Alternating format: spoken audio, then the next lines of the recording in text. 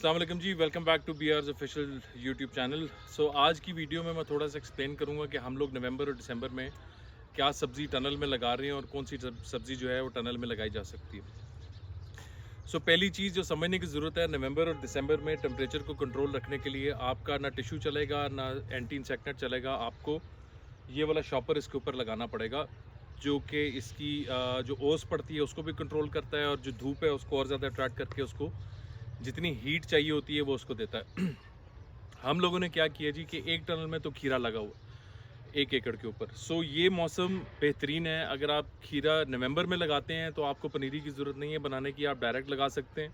लेकिन अगर आप दिसंबर में लगा रहे हैं तो आपको खीरे की पनीरी बनानी पड़ेगी, और उसके बाद उसको 15-20 दिन के बाद टनल के अंदर मुंतकिल करना पड़ेगा।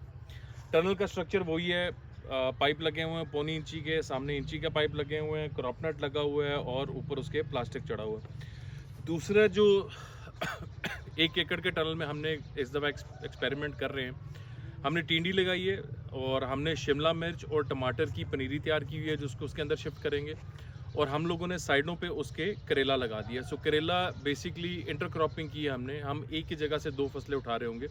शिमला मिर्च और टिंडी की बेल नहीं चलती, इसीलिए उसके ऊपर करेले का शेड आ जाएगा, और जो टमाटर है उसकी बेल चढ़ती है जैसे खीरे की चढ़ती है, उसके लिए हमने अलहदा टनल तैयार किया हुआ।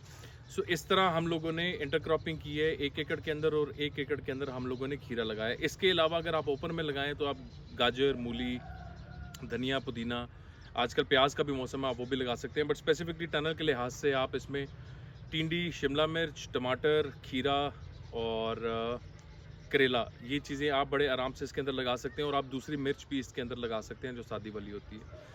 ये 1 एकड़ 2 एकड़ में हम लोग लेके चल रहे हैं, और इसके जो भी रिजल्ट होंगे हम इंशाल्लाह टाइम बाय टाइम आपसे शेयर करते रहेंगे।